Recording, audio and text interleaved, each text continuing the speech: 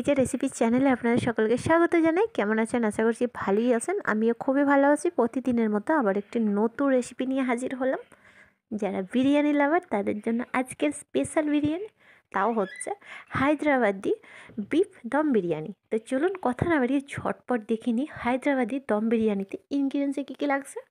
বিরিয়ানি বানানোর জন্য most important হচ্ছে বিফ। এখানে আমি 3 কিলো বিফ নিয়েছি, বড় বড় সাইজের, কেটে ধুয়ে পরিষ্কার করে একদম পানিটা ছড়িয়ে রেখে দিয়েছি। তো দম বিরিয়ানি বানানোর জন্য এখানে আমি ইন্ডিয়া গেট বাসমতি চাল নিয়েছি 2 কিলো, গোশের পরিমাণ 3 কিলো আছে এবং চালের পরিমাণ আমি 2 কিলো নিয়েছি। এখানে 8 থেকে 10টি পেঁয়াজ মাঝারি সাইজে এটা স্লাইসভাবে কেটে রেখেছি, আর নিয়েছি 6 থেকে 7টি পেঁয়াজ, ওটা বেরেস্তা বানিয়ে রেখেছি। এখানে আমি 10 থেকে 15টি আস্ত মরিচ নিয়েছি এবং 5 টেবিল চামচ আদা রসুনের পেস্ট এবং 8 থেকে 10টি তেজপাতা। আপনারা মরিচটা দিতেও পারেন, নাও দিতে পারেন। এখানে 2 টেবিল চামচ কাশ্মীরি লাল লঙ্কার গুঁড়ো নিয়েছি, ওটা কালারের জন্য, সবাই জানি আমরা। আর এখানে 2 টেবিল চামচ জিরার গুঁড়ো, আর হচ্ছে 8 থেকে 10টি এলাচ এবং লংও আছে 8 থেকে 10টি। গোলমরিচও আছে কিন্তু 15 থেকে 20টি, এখানে দেখতেই পাচ্ছেন। আর ওখানে আছে দারচিনি, এলাচ, জয়ফল, জয়িত্রী এবং মিঠা আতর। এখানে আমি দেখুন 3 টেবিল চামচ গরম মশলার গুঁড়ো নিয়েছি। এখানে কেওড়া জল আছে এবং গোলাপ জল আছে। এইখানে আমি 1.5 কিলো আলু নিয়েছিলাম।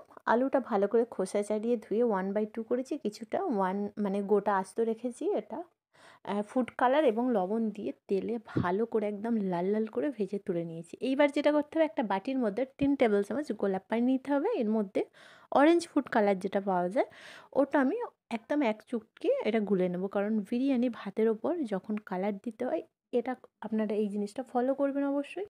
আরও একটি বাটিতে উষ্ণ গরম পানি নিয়েছি, পানির মধ্যে 2 প্যাকেট আমি গুঁড়া দুধ এটা গুলে নেব। আপনাদের কাছে গুঁড়া দুধ না থাকলে নো প্রবলেম, যদি র মিল্ক থাকে ওটা কিন্তু ওয়েস্ট হয়। তো এটা গুঁড়া দুধটা আমি গুলে নিয়ে একটা সাইডে রেখে দেবো।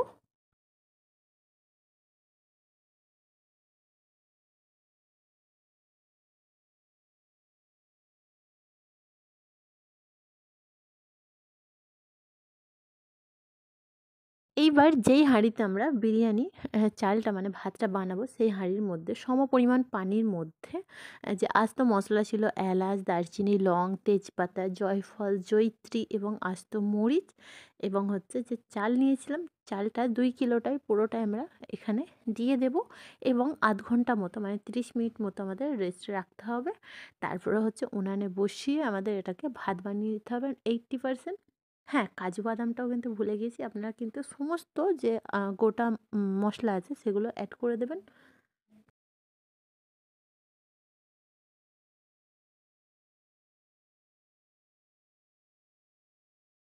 আর হ্যাঁ, অবশ্যই পরিমাণ মতো লবণ দিতে ভুলবেন না। পরিমাণ মানে হচ্ছে স্বাদ অনুযায়ী লবণ। অতিরিক্ত লবণ দিয়ে দিলে কিন্তু চালটা আর ভাত হবে না, একেবারে লবণ, লবণ ভাত হয়ে যাবে। অন্যদিকে দেখুন, গ্যাসের মধ্যে আমি প্রেসার কুকার নিয়েছি 5 লিটারের। নিয়ে হচ্ছে ওর মধ্যে যে স্লাইস করে রাখা পেঁয়াজ নিয়েছিলাম, ওটা জাস্ট হালকা পিঙ্ক কালার হলে এর মধ্যে যে গোশ নিয়েছিলাম, গোশটা আমি অ্যাড করে দিলাম এবং ভালো করে আমাদের 30 মিনিট ধরে এটাকে কষাতে হবে, যতক্ষণ না গোশ থেকে মানে এক্সট্রা ময়েশ্চার যে আছে সেটা যতক্ষণ না বেরাচ্ছে আমরা কষাতে হবে। তারপর হচ্ছে এর মধ্যে যে 4 টেবিল চামচ আদা রসুনের পেস্ট নিয়েছিলাম, ওটা আমরা অ্যাড করে দিলাম। আবারও ভালো করে আমাদের কষাতে হবে যতক্ষণ না মানে গোশের কালারটা একদম সুন্দর কালারে পরিণত হচ্ছে এবং ময়েশ্চারটা একদম শেষ হচ্ছে।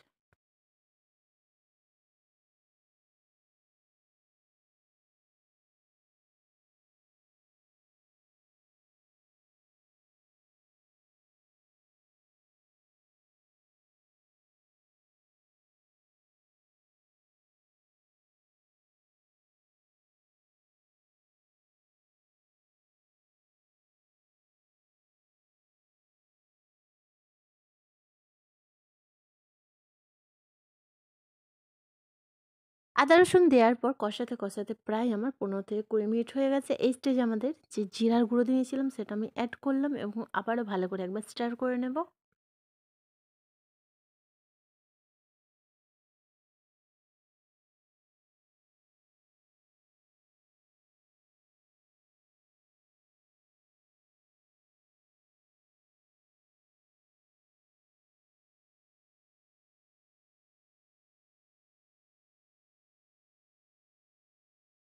এই যে কাশ্মীরি লাল লঙ্কার গুঁড়ো নিয়েছিলাম ওটা আমরা অ্যাড করে দিলাম। কাশ্মীরি লঙ্কার গুঁড়ো এই জন্যই অ্যাড করা হয় কালার জন্য, কালারফুলটা খুব সুন্দর আসে। এবং বিরিয়ানির যে মশলাটা নিয়েছিলাম গুঁড়ো মশলা ওটা আমরা অ্যাড করে দেবো।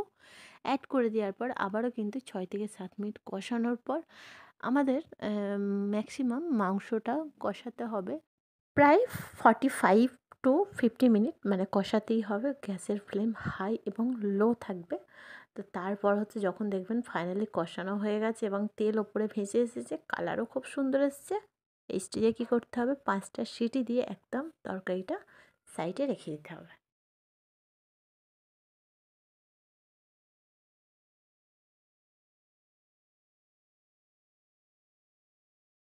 চলুন বিরিয়ানির ভাতটা কত দূর কি পৌঁছালো আমাদের একটু খুলে দেখা যাক। দেখতে পাচ্ছেন হালকা হালকা বলক এসে গেছে। একবার হালকা হাতার মাধ্যমে একটু স্টার করে নেব।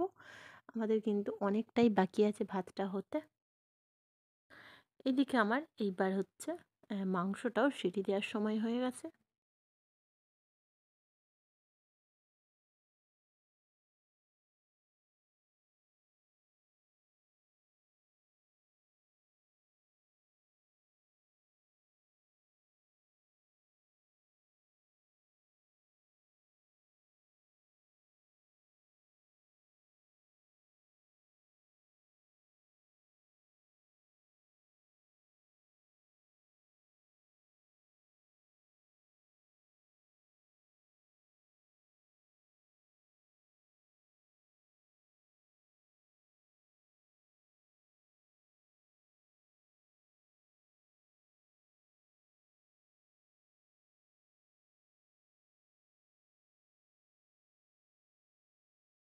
সিটিতে আমি বসিয়ে দিয়েছি। এইবার আমার অন্যদিকে ভাতটা একদম ফাইনালি রেডি হয়ে গেছে। একটা বড় সাইজের ঝাঁকার মধ্যে একটা প্লেন নরম কাপড় বিছিয়ে রেখেছি এবং এর মধ্যে ভাতটা আমি পুরোটাই ঢেলে দিলাম এবং জলটাও ঝরে যাবে এবং একদম ঝরঝরে হয়ে যাবে। ভাতটা খুব সুন্দর হয়েছে, দেখতে পাচ্ছেন। তো ফাইনাল প্রিপারেশন রেডি। এইবার যে হাঁড়ির মধ্যে দমে দেবো বিরিয়ানিটা, ফার্স্ট আমি নিচে দিকে দেখুন মানে বড় সাইজের হাঁড়ি নিয়েছি, এর মধ্যে 2 টেবিল চামচ ঘি গরম করে দিয়েছি যাতে মানে চিপকে না যায় এবং ঝরঝরে থাকে বিরিয়ানিটা। এর মধ্যে আমি প্রথমে কিছুটা ভাত দিয়ে দিলাম। দেওয়ার পর এর মধ্যে ভেজে তুলে রাখা যে লাল লাল আলুগুলো আছে সেগুলো আমি অ্যাড করে দিলাম এবং ভালো করে বিছিয়ে বিছিয়ে একটু দেবো। এই এরপর হচ্ছে যে তরকারিটা বানানো হচ্ছে গোশের, ওটাও আমি পুরোটা ঢেলে দেবো। কুকার সুদ্ধ দিয়ে কিন্তু আমি উল্টে দিচ্ছি।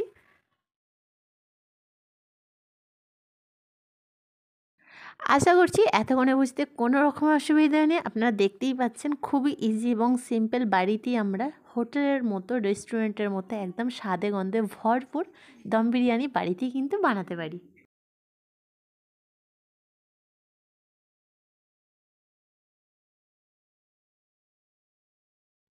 এই স্টেজে বেঁচে থাকা কিছুটা গরম মশলার গুঁড়ো ছিল, সেটাও আমি ওপর থেকে জাস্ট ছড়িয়ে ছড়িয়ে ছিটিয়ে ছিটিয়ে সমস্ত আলু এবং গোশের উপরে দিয়ে দিলাম।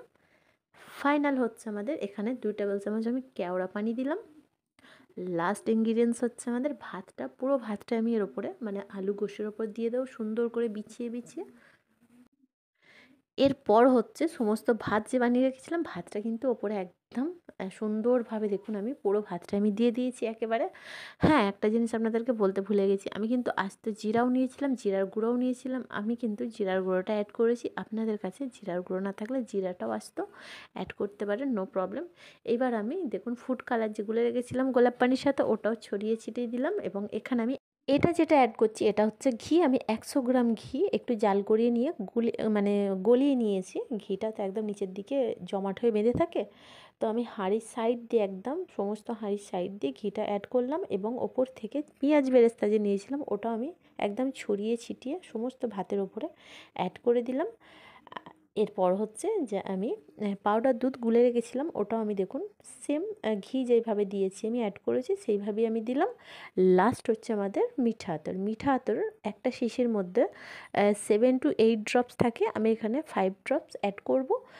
পুরো মানে মিঠা আতর কোনো দিন অ্যাড করবেন না যদি দেগের হাঁড়িতে মানে তামার হাঁড়িতে বানানো হয়, তাহলে সেখানে 3 থেকে 4টা আই থিঙ্ক লাগে।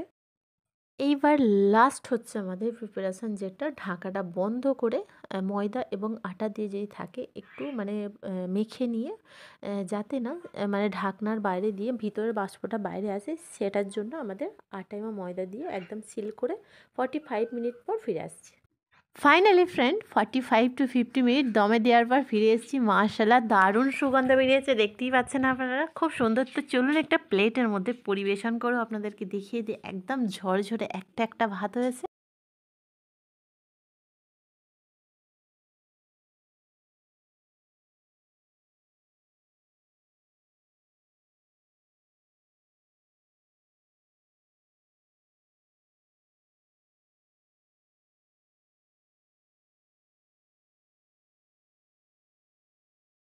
তো আমাদের এই হায়দ্রাবাদি দম বিরিয়ানি কেমন লাগলো অবশ্যই কমেন্ট বক্সে জানাতে ভুলবেন না। যারা যারা আমার চ্যানেলটি এখনও সাবস্ক্রাইব করেনি অবশ্যই সাবস্ক্রাইব করে দেবেন, পাশে থাকা বেল আইকনটি প্রেস করবেন। ভালো থাকবেন, সুস্থ থাকবেন, সাথে থাকবেন।